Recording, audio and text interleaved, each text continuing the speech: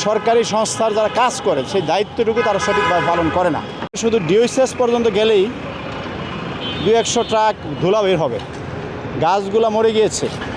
এবং এইখানে অনেক জায়গায় ওয়াকওয়ে আছে, স্টপেজে অনেক জায়গায় ওয়াকওয়ে যেখানে নাই সেখানে গাড়ির স্টপেজ, বাস স্টপেজ, ট্রাক এখানে রাখা হয়। মানে যেটাকে বলে যে স্থাপনাটা অনেক সুন্দর, এই দেশের এই সমাজেরই লক্ষ মানুষ যাতায়াত করে, কিন্তু নিচের অংশে অব্যবস্থাপনা।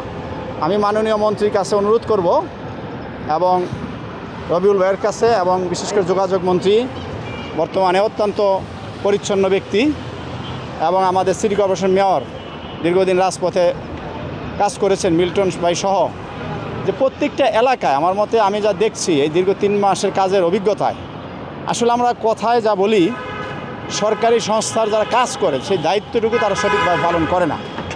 আপনি ইউরোপের উন্নত দেশে দেখেন, আপনি সারাদিন ঘুরবেন, 3 দিন ঘুরবেন, আপনার জামা, আপনার কাপড়, আপনার শরীর ময়লা হবে না।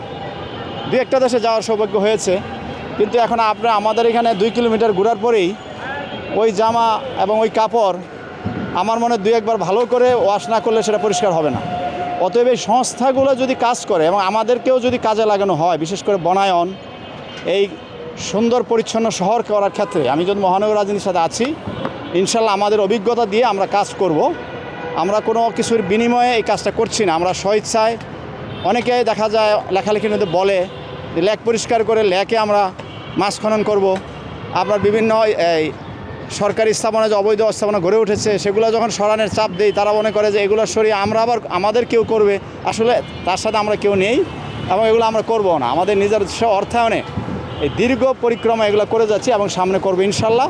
আমি সর্বশেষ বাংলাদেশের মানুষের যা চিন্তা এবং ঝাঁকি নিয়ে আশা আকাঙ্ক্ষা তাকিয়ে রয়েছেন আমাদের সেই মাননীয় প্রধানমন্ত্রীর কাছে অনুরোধ করব, আপনি সকলকে বলেছেন প্রতি সপ্তাহে 1 দিন কাজ করার জন্য।